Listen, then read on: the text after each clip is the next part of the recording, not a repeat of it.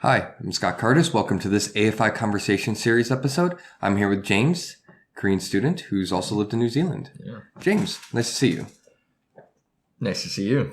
So, can you tell me about your experiences in education? Yeah. You said because you lived in New Zealand and then now you're in Korea going to school as well. What was your experience in New Zealand compared to Korea? It's more lax. Let's just say that to begin with. Anyone who's watching this video who's Korean or who knows anything about how the Korean education system is like, it's a competition more than anything. Like, the standardized tests dictate everything. It's more important that you score good on your tests than that you actually learn something. But in New Zealand, you get your choices of classes past certain years. Tests are not multiple choice, so you would have to write your own answers. And for you to do that, you actually have to know what you're talking about. And they focus on letting you like study what you want, rather than what it would be good for you in the job market. Makes sense. So when you say more lax, like it's obviously more relaxed. Yeah. I've taught in the Korean system. I've taught at Korean universities. Yeah. I see how competitive it is. You know, it's like, that 95.5 or 95.6 does make or break people's GPAs to no extent. And so would you say that you got more out of your education in New Zealand because of a relaxed environment? Or do you think Korea is like maybe just as good or even better because it's so competitive? In terms of how high school graduates are, not intelligence-wise, Worldly, Yeah. because worldly. Korean kids, they're academically prepared, but there's a lack of, everything else, because we don't know what to do if it's not for school. But back in New Zealand, I guess, if university wasn't a career for you, you could work in apprenticeship, and your school would prepare you for the trades and stuff. Trades. Trade schools, yeah. I'm a big proponent personally of having trade schools. I have good friends of mine back in America who never went to college, and some days I think they were a lot smarter than me. It's like, just for not going into debt and stuff. And obviously, like you recently finished your army service as well. Yeah. So maybe that kind of complicates you, because that complicates your collegiate life. Yeah. Right? You've got to split things up. Like, I wouldn't. It's definitely worthwhile serving. But you do say goodbye to your 2 years that you're in there. Yeah, you can try to do stuff, but it's very hard. It's like having two jobs, and I can understand that. Have people breathing down on your neck constantly. Yeah. So, like, if you really tried, you can, but so many have failed. Yeah. Because you lived in New Zealand, and obviously your English, I would argue, is pretty much fluent. Thank you. What would you say to a Korean person who wants to go live or study in another country? Uh-huh. What advice would you give? Because, like, having taught English here, I know that Koreans are always worried about their grammar or vocabulary. What would you give? What would you tell someone? Like, pretend I'm a Korean person who wants to go to Canada or New Zealand. First thing is, don't find your own people. Don't find Koreans to hang out with once you're there.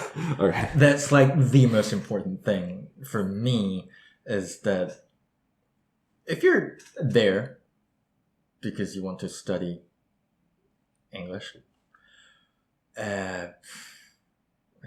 you hang out with Koreans, it's not going to help you out.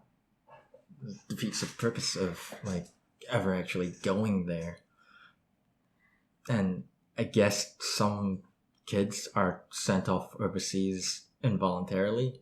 I understand, because their parents made them. But if you want to get anything out of your experience overseas, just don't just hang out with Koreans. It's okay to hang out with them once in a while, but if you're speaking Korean to them, talking thinking the way that they do, it's not gonna work out. I have a couple of friends that were there before me even, and not saying his English is bad, but it could have been better. But had they not hung out with Koreans all the time. Makes sense. I mean, living outside of America, I sometimes do hang out with Americans. Yeah. It is that sense. How about before you go? Because obviously, people need to pass IELTS or TOEIC or whatever, or TOEFL, or what are the hundreds of English tests. What do you think about those? Would those tests prepare you for living abroad with the English? No, I was there in high school, so I didn't have to take any of those tests. I only took them when I came back and was trying to get back into school in Korea with the English test, which is weird. Yeah. TOEIC, not gonna help. TOEFL is definitely gonna help if you're going to university or grad school programs. I think it's required. Can't really speak for other tests because I haven't really looked into them. Never had the need to since I was here. But in terms of speaking, I guess, don't worry about your grammar too much to start with. It's more important that you are comfortable with speaking. I meet so many Korean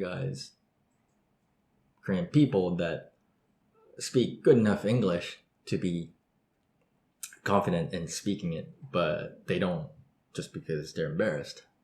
And if you're embarrassed because you think you're not good enough, it's not improving. Having lived abroad in multiple countries and tried to speak the native tongues, I know that embarrassment. You're speaking, you're like, oh God, am I saying this right, or did I just absolutely insult them? And I really hope it's not the second. So I understand that, and English testing, the multiple choice, like you mentioned earlier, just filling in the bubbles.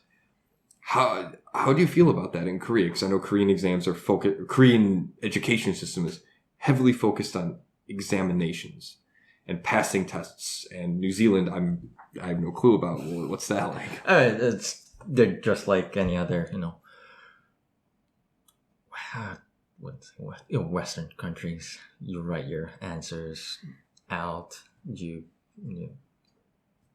put your opinions. You gotta prove your point, and you gotta show how you came to that answer. So. Multiple choices. If you get lucky, you can pick. You have 25% chance of choosing the right answer if you have 5 examples. But with having to write out your answers, you can't do that. So you actually have to learn. So do you think Korea would benefit from the education system to move away from multiple choice tests? And move towards a short answer more? I think the problem is that we just have not enough jobs too many people that are educated, like college level educated. The size of the country is not enough to contain the size of the job market is not enough to contain the number of like educated people to find jobs. I would say, because in in Korea we have about what 100-ish universities around that ballpark. But in New Zealand, there's like 7. Yeah, in the whole country. I mean, it's a small country to begin with, but and only about 30% move on to the tertiary education. So the competition isn't too hard. I do think multiple choice, the writing out your answers is better than multiple choice. But even if we moved on to that, people would still find a way to make it, just not, for it to not work for the purpose that it was intended. Prime example of that is you have to write about your self-introduction to go to college. But now people pay other people to write it for them, look at it for them, so they can get into good universities. And you basically lie about everything that's on there. So I don't see the purpose of that. I understand that. Yeah. So what do you think is the future of Korean education? Because obviously more and more Koreans are moving abroad or studying abroad. Mm-hmm. We have more foreigners coming to Korea, like myself, who learn and work. Systems will inherently change, I think. What do you think is the future of the Korean education system? Will it change? Will it not?